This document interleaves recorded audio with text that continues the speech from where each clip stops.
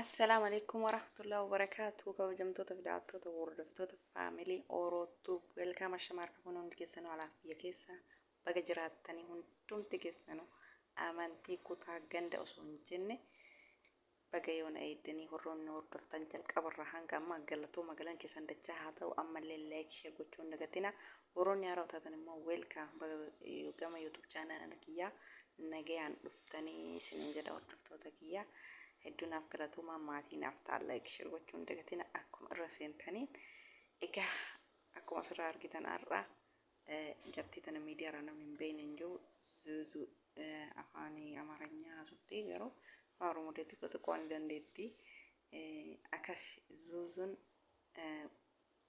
dhuunfatti barumsa baratte immoo akkamitti eebbifamuu dandeette akkamitti mana madaamii keessa teettee eebbifamuu dandeette moo mana madaamii keessa hin jirtu akkas nama jechisiisa jechi akkamiin mana madaamii keessa teettee baratti akkamiin barachuu dandeetti akkamiin eebbifamuu dandeetti yoo yeroo kenna itti fayyadamne yeroo kenna yoo sa'aatii itti goone murteessan immoo warra nagaa bira jiraachuu namni warra nagaa bira hin jirre ni beeytanii dhibba keessaa biyyoonni ambaa kun dhibba keessaa parsantiin 30 nama nagaa yoo ta'e parsantiin 70 nama nagaa miti jechuudha.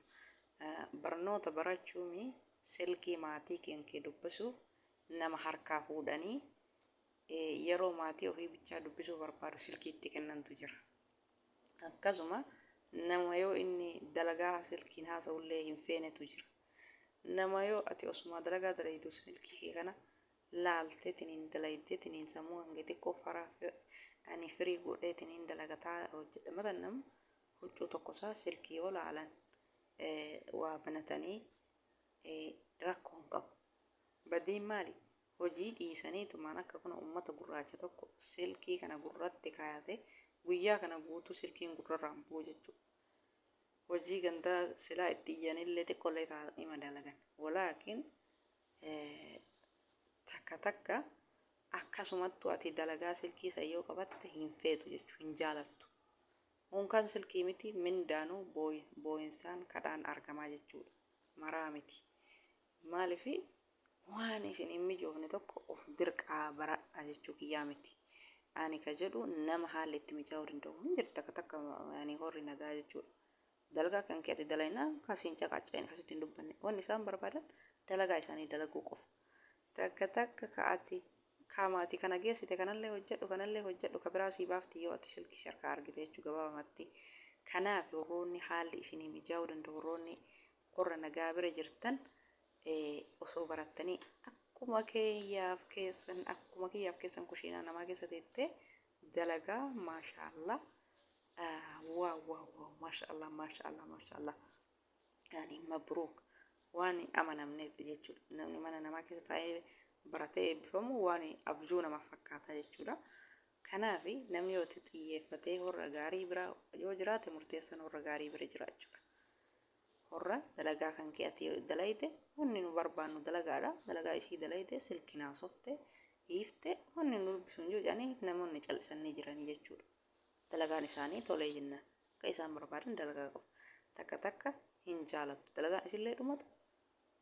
Inda'oon mana isiiti miti mana haadhaa mana buleetti nama dalaysiistu jira jechuudha. Qottee lafa si hanqisuu barbaaddi jechuudha. Silkii xiqqoote akka ijaan argittan feene baay'ee jira jechuudha. Kanaaf horroonni horra nagaa bira jirtan horroonni haalli itti isinii mijaa'uu danda'u osoo akka ishii kanatti silkii mamman ofii keessa ta'anii barachuun ni jira. Mucattiin tun amma mataa rifeensa tokkosu meekaappii namaaf dalagu manuma keessa teettee silkiin baratti guyyaa gisee sa'aatii yeroo ishii qabdutti jechuudha.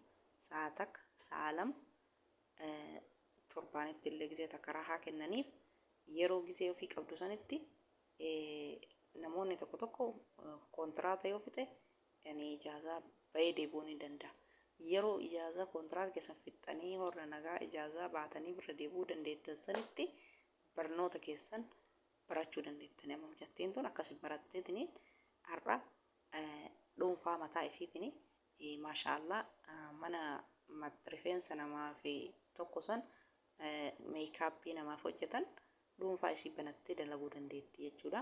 Hirkattummaa mana namaa jalaa baateetini mana madaamii yoo teette hin feetu madaamiin akka ati gadi baatu akka ati waa dalaytu feetu madaamiin gasiin feetu dalaguu miicuu hojii mana keessaa qofa akka feetu malee sijjamaal Itoophiyaan carqii yoo akka jijjiiratu hin feetu jechuudha. Kanaaf horri horra nagaa bireertan rabbiin isinii haa laaffisu akka mucattii sanaatitti keessa horriyoonni heeyyama isinii godhanii ji'aan baatanii kontiraata fixxanii ani nama firaa namni yoo qabaate kontiraata fixee ji'aan baheetiin hin deebi'u namoonni dandeettan namoonni akkasii sunniin osoo barattanii akka mucattii kanaatitti ani mucayyoo takka dhugaa dubbachuuf argee jira jechuudha. Bakkumaan dalagu kanatti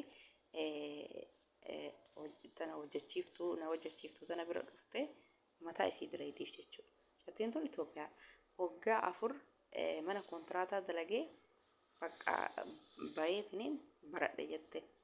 Ani ni baradha jette. Awwala namni kamiyyuu waa hojjettuuf shifeerrillee awwala barumsa isa barbaachisaa. Doktorrillee awwala barumsa isa barbaachisaa. Hunduyyuu awwala waa hojii tokko hojjechuuf maaliifii seera qabeessan mattaawqaa yookaan hiqaaman seera qabeessan olii gad deemuu dandeetta. Seera qabeessan hojjechuu dandeetta. Wanni rakkoon takka hin jiru jechuudha. Wanni karaa seeraatiin baratanii karaa seeraatiin hojjetan. Kanaaf mucattiin tunillee akkasumatti yeroo gisee ofii qabdutti barattee eebbifamuu dandeette. Kaleessa viidiyoo isii irraa dubbattee jirti. Viidiyoo isii yoo barbaadanillee ammaan cinaa kaayanii dhageettanii zuuzuu jedhamti maqaan isii miidiyaa tiktook irraa jechuudha. Waan baay'ee namatti tolu, waan baay'ee nama gammachiisu maashaallah.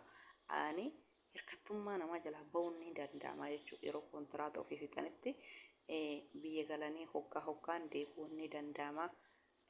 Akka fedhanitti dalaganii karoora baasanii dhuunfaa ofiitiin mana kireeffatanii hojjechuun ni danda'ama jechuudha. Ani manuma jaraa keessa ta'anii dalagataa barumsallee baratanii hojii akkana kanaan eebbisanii maatii ofiillee akka uffatan tonni gizee maraa hidhamanii manuma namaa ta'aniif hin jiru jechuudha. Biyaansi biyya keenya dalagaa waan hin jirre namni galee hoggaan deebi'ee dalagachuu danda'a maatii ofii ilaalee. Amma mucayyoon dhuftee namitti dalagu sun galtee ijoollee ofii ji'a 5 laaltee deebiti. Yaani maal rakkoo qabama ji'a 5 dhuftes dalagattee seera qabeessa ganzabaan baratan jette awwala ganzabaan baradhe jette mana hojii duraan hojjedhu mana jaraa hoggaa 4 qofa taa'ee achi akka waan isiin jettutti akka waan